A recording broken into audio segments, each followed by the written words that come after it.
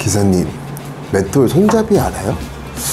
맷돌 손잡이를 어이라고 해요. 어이. 일을 하려고 딱 손잡이로 잡는데 손잡이가 빠져버렸네. 아니 황당하잖아. 아무것도 아닌 이 맷돌 손잡이 때문에 해야 될 일을 못하니까.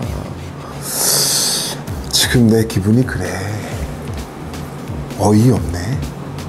안녕하세요 여러분, 쿠퍼입니다. 2015년도 우리 남자들의 심장을 강타했던 영화가 하나 있죠. 기사님, 어이가 없네. 아마 저랑 비슷한 시대를 살았던 남자분들은 아마 모두 거의 99.9% 보지 않았을까 싶은 영화입니다. 개봉 11년 만에 베테랑 2로 돌아온다는 소식을 듣고 이렇게 카메라 앞에 서게 되었습니다. 2편을 더욱더 재밌게 즐기기 위해 1편을 리마인드하고 예습하면서 영화 속 인물과 어울리는 향수들을 추천해보면서 여러분들과 함께 흥미로운 상상을 한번 해보고자 합니다. 지금 생각해보면 베테랑은 현대판 판타지가 아닌가? 라는 생각을 해보게 됩니다. 재벌과 공권력의 싸움을 통쾌하게 그려내면서 사회적으로 우리가 느끼던 소외와 신분차별을 잠시나마 영화로 해소시켜주며 대리만족을 느끼었던 영화라 더 재밌다고 생각이 드는데요. 이상하게 우리나라 브라운관은 재벌이라는 소재를 유독 많이 사용하는 것 같습니다. 그만큼 재벌이라는 소재는 우리 삶 속에 굉장히 흥미로운 주제인 것 같아요. 극 중에서 보여주는 것처럼 서도철 형사의 상사인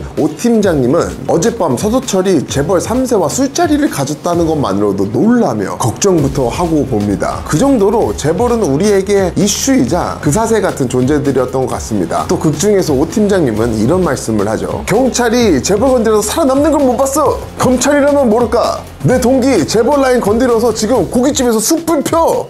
이런 대사가 있죠. 이 멘트 또한 재벌들이 우리 삶 속에 얼마나 막대한 영향력과 권력을 가지고 있는지 볼 수 있는 대사였다고 생각합니다. 베테랑 영화는 조태호, 최상무, 서도철 형사 중심으로 이야기가 전개가 됩니다. 잡으려는 자와 도망가려는 자, 그리고 그거를 또 막으려는 자. 영화 내내 우리가 흥미를 가질 만한 사건과 소재들로 우리에게 재미를 주는 단순 오락 영화지만 많은 메시지를 담고 있다고 생각합니다. 제가 앞서 말씀드렸던 것처럼 베테랑은 현대판 판타지 같은 느낌으로 현실성은 조금 벗어나지만 우리가 사회적으로 느꼈던 그 답답함을 픽션으로나마 해소시켜주는 영화라고 생각합니다. 또 우리나라 영화들 중에서 최고의 빌런을 잘 그려낸 영화라고도 생각합니다. 권력을 가진 무자비한 재벌가, 무대포로 맞서 싸우는 경찰, 우리가 상상하고 드라마만 봤던 모르는 세상의 방법과 비리들로 이거를 또 막으려는 자. 베테랑은 권력과 돈으로 법망을 빠져나가려는 재벌과 이에 맞서 정의를 실현하려는 경찰들의 대결을 그리고 있습니다. 동시에 한국 사회의 계급 문제와 불평등에 대한 비판적 시각도 담고 있는 판타지물이라 제가 더 재밌게 본 게 아닐까 생각됩니다. 또 이런 장면이 있습니다. 그룹 임원 소집 회의 때 회의에 참석하는 모든 임원들이 기저귀를 차고 회의에 들어가는 장면. 모든 그룹사들의 임원들이 한참을 기다렸지만 회장님의 부재로 회의가 취소되는 장면. 잠깐이었지만 긴장감 넘치는 집안의 기싸움 장면. 또 그 속에서도 형제들끼리의 서열을 보여주는 장면이 굉장히 흥미롭고 재밌었습니다. 어쩌면 재벌들은 저렇게 항상 긴장 속에 사는구나 라는 생각도 들게 했던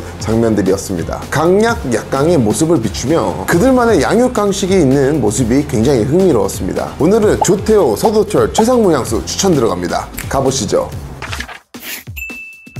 여유로운 척은 하지만 열등감과 불안감이 있는 조태호는 막대한 부와 권력을 가진 기업 가문의 막내 아들입니다. 정확하게 말하자면 배다른 형제들과의 상속 갈등으로 컴플렉스를 보이는 인물입니다. 어릴 적부터 특권층으로 자라나 좀 현실 감각이 없고 도덕성이 결여된 인물로 묘사되지만 기본적인 엘리트 교육은 받은 사람처럼 저는 보여집니다. 그리고 도덕성이 없는 게 아니라 굳이 자신이 굽혀야 될 사람이 아니라면 철저하게 뭉개버려서 자신의 아래 두는 인물처럼 저는 보여졌습니다. 조태호가 극중에서 깨갱하는 인물들이 몇 나오는데 자신보다 위에 있는 사람에게는 굉장히 위선적인 모습을 보이는 인물입니다. 그러나 재벌 3세라는 캐릭터답게 사회의 최상위 포식자 자리에 위치해 있으며 사회적으로 강자임을 여러 모습을 통해 우리에게 보여주고 있습니다. 밤낮으로 사교 모임을 활발하게 갖는 모습, 인맥 관리를 하는 모습들을 여러 보여주며 여느 재력가들처럼 향락을 즐기는 재력가의 라이프 스타일을 보여주고 있습니다. 언제나 매너를 갖춘 갖춘 정장 차림과 정갈한 헤어스타일은 외향형 기업인임을 짐작할 수 있을 것 같은데, 미모의 연예인들과도 어울리고 다소 과격한 스포츠인 MMA를 즐기는 모습은 재력이 뒷받침되는 화려함과 건강함이 보여졌습니다. 또 극중 조태호는 이런 말을 하는데, 아니 우리가 내는 세금으로 나라 굴리면서 기업인들 못 잡아먹어서 안달이다 라는 말을 합니다. 그의 태도에서 알 수 있듯이 건실한 기업을 운영하는 엘리트임과 동시에 자신은 사회와 다름을 과시합니다. 외적으로 풍기는 모습에서 조태호에게 두 가지 향수 뽑아봤습니다. 낮에는 킬리안의 블랙팬텀을, 밤에는 킬리안의 엔젤스 쉐어를 뽑고 싶습니다. 화려한 외모만큼 화려하고 세련스러운 브랜드인 킬리안의 향수들이 떠올랐고, 상속자라는 키워드 또한 킬리안과 굉장히 오버래핑 되더라고요. 블랙팬텀은 born rich, came from money, old money 등 재력을 등지고 있는 듯한 중독성 있는 굉장히 럭셔리한 구루망 향입니다. 여기서 말씀드린 구루망 향수는 먹을 수 있는 것들의 향, 특히 디저트류의 향수를 말씀드립니다. 그런 만큼 이국적인 느낌이 강하게 느껴지는 향수로, 럼과 커피 향을 베이스로 초콜릿과 아몬드 샌다로드의 만남으로 유럽 귀족 느낌을 물씬 풍기는 향수입니다. 대중들에게는 선하고 부드러운 척을 하지만 일반적이지 않은 조태호의 모습에서 킬리안의 블랙팬텀 향수가 굉장히 매력적으로 조태호와 오버래핑 되었습니다. 그리고 밤에는 킬리안의 엔젤 쉐어를 뽑고 싶습니다. 음주감으로 즐기고 드러그를 하는 모습과, 그리고 재력을 배경으로 본다면 당연 떠오를 수밖에 없는 향수입니다. 그냥 꼬냑과 위스키를 향수로 담았나? 라고 생각이 들 만큼 꼬냑의 풍부함과 오크통의 따뜻함이 굉장히 고급스럽게 잘 표현된 향수고, 꼬냑의 알코올향과 오크통의 우디한 향의 조화는 가히 완벽한 향수라고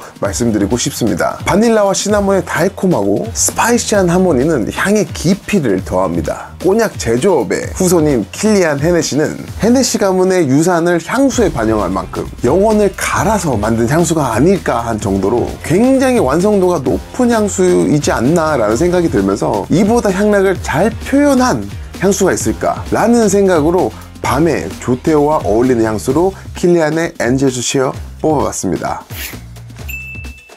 다음은 서도철 형사입니다. 서도철이라는 캐릭터 때문에 베테랑이라는 영화가 제가 말씀드린 것처럼 판타지라는 느낌을 더 강하게 받습니다. 세상에 정말 저런 경찰이 있을까 싶을 정도로 정의롭고 용감한 광수대 형사 캐릭터인데요. 서도철과 조태호가 처음 인사하는 장면을 보시면 서도철이 90도로 조태호에게 인사를 하는 모습을 볼 수 있는데, 세상이 보는 조태호는 공권력보다 더 큰 권력을 가진 사람이란 걸 보여주는 게 아닐까 생각이 들었습니다. 하지만 비도덕적이고 도의적이지 못한 조태호의 행동에서 바로 태도가 변해버리는 아주 판타지적인 형사의 모습이 굉장히 재밌었습니다. 장난이었다고는 하지만 조태호라는 거대한 인물이 위협하는데도 불구하고 눈 하나 깜짝하지 않은 서도철의 모습이 바로 우리가 원하는 공권력의 모습이지 않을까라는 생각이 들었습니다. 서도철이라는 형사는 극중 유일하게 조태호의 잘못된 모습을 바로잡아 마땅한 사회적 처벌을 받게 하려는 유일한 캐릭터입니다. 정의를 위해서는 물불 안 가리고 약자의 편에서는 히어로 같은 모습, 이건 판타지물임이 분명합니다. 영화를 보시면 공권력이 권력에 의해 크게 눌린 모습들을 여럿 볼 수 있는데, 하지만 우리의 서도철 형사는 조태호와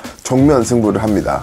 도망가려는 자, 잡으려는 자, 그중 잡으려는 자를 맡은 서도철 형사입니다. 우리 서도철 형사에게는 디올의 소바주 향수를 뽑고 싶습니다. 소바주는 프랑스어로 야생적인 의미를 가지고 있는데, 향수는 자연의 광활함과 남성의 자유로운 정신을 표현했습니다. 강인하면서도 세련된 남성적인 이미지가 연출되며 모험심과 열정은 서도철의 카리스마에 굉장히 잘 어울리는 향수라고 생각합니다. 소바주는 프레쉬 스파이시한 계열의 향수로 시원하고 상쾌한 베르가모스로 시작해 스파이시한 페퍼향이 어우러지며, 베이스한 우디향은 남성적인 터프함을 느끼게 해주는 아주 멋지고 판타스틱한 향수입니다. 정의라는 이름으로 권력과 맞서 싸우는 서도철 형사에게 디올의 소바주 향수 뽑아봤습니다.